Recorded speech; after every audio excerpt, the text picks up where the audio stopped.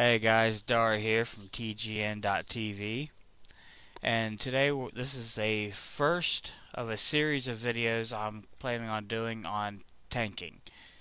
So there's a lot of tanking guides out there for people who want to start tanking. The current tanking guides just don't seem to really help that much. A lot of them, just simply because they're showing you a lot of skills and spells to be using that you just don't have yet until you get to those upper levels. So that just doesn't really work. So I'm going to do a series of guides for people who are just starting to tank, and try to help people out a little bit. Um, Today we're looking at, this is my new one. It's a level 18 Worgen Warrior. First we're going to look at his tree here. When you're starting out on your warrior, the first thing you really want to make sure you get is blood and thunder. The reason you want blood and thunder is because when you go into, you don't have charge, but when you run in for to AoE tank a group of mobs, you can hit your rend and then follow that up with thunderclap, which will spread that rend throughout all the mobs in the group and put a bleed effect on them, which will help you hold aggro on them. Alright, so what you do is, we're gonna say this target dummy here is our mob, or our group of mobs rather. One thing I want to add here is, when you're leveling up, especially in vanilla WoW, you're going to run into a lot of DPS all over the place, and they don't care what's going on. They figure the tank's job's to hold aggro, the healer's job's to keep them alive, and they can just do whatever they want. What might help is if you get a mod called Skull Me. I've talked about it in my UI video. All it does is it puts a skull over the target automatically when you're in a group. That kind of helps, focus the DPS a little bit, for those who care to attack your target. Alright, so we're going to run into this group of mobs here. We're going to go in, and we're going to hit our rend. I know we're going to need to get some, there we go. Okay, hit our rend, and then we're going to hit thunderclap. And then we're going to go in, while we're waiting on that to re-come back up, we're going to hit our shield slam and our thunder armor. Thunderclap's back off cooldown, so you're going to hit that again. Every time that that thunderclap comes off a cooldown, you want to hit it. And that'll keep rend refreshed on everything attacking you, and it will also hold aggro on you. Like I said, when that is off cooldown, shield slam and thunder armor. Okay, when you're just single target fighting or a boss, tanking a boss, of course you're gonna hit your rend. I use thunderclap also on a single target because it also slows their attack and movement. You want to stack your thunder armor up to 3 stacks. And you want to hit Shield Slam whenever it's off cooldown. Shield Slam is your number one aggro getting ability. At this level, it has the most TPS, threat per second.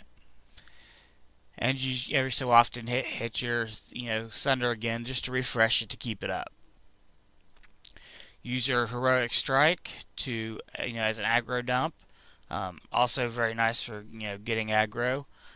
Basically what aggro dump means, if you're over 50 over 50 rage, use it, get it back down, because if you're rage capped, you're not getting any more rage. Yeah, it looks nice, but all the incoming damage is pretty much put to waste because you just got all this rage and you're not using it, and once you're over 100 you're not getting any more than that. As far as gear goes, lower levels, mainly what you're going to be looking at is, first of all, you want BOAs if you can get them. If you cannot get BOAs, look for gear with stamina number 1, strength. If you can't get any, if you just desperately need a piece, need an upgrade, you're using old stuff, you can take a stamina agility piece. You will get a little bit of a dodge out of the agility, but not a whole lot. You get parry out of your strength, and of course you get health out of your stamina, which makes your life easier on your healer. And mastery does not come into play until you get to level 80. That's pretty much about it on the gear.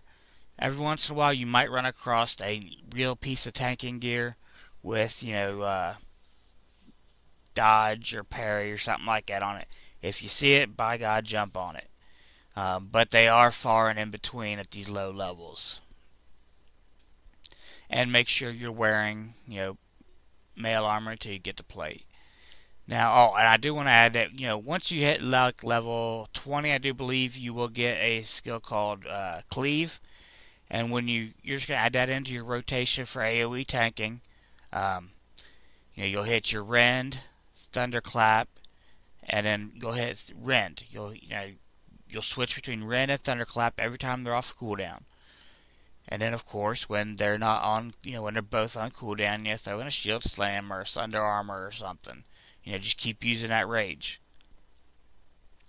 Otherwise, that's pretty much about it at these levels. I'm going to attach a small video onto the end of this one, just so you can see the AoE tanking in action.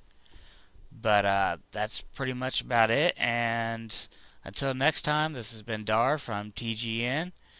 Get in game, have fun, and I'll see you out there. Hey guys, Dar back here again with our short clip and a random dungeon, kind of got thrown in the middle of one. So with your AoE tank in here, you just run in, Rend and Thunderclap, pretty much holds them to you. You will notice there's a warrior there with BOA gear. He can steal some aggro there. He's got some nice little BOAs going on. Go in here, this will be our single target rotation. Go in with our Shield Slam and Sunder. Throw Rend up on him, and you'll see a Thunderclap every so often just to slow incoming damage down a little bit. And here we go again. Another one. Go in. There's a Shield Slam. Throw our Rends and Sunder in there. Like how, DPS just runs in there and does whatever they want. See the skulls go up. That's Skull Me. Automatically puts a skull on my target. Hopefully DPS follows suit. And same old, rinse and repeat.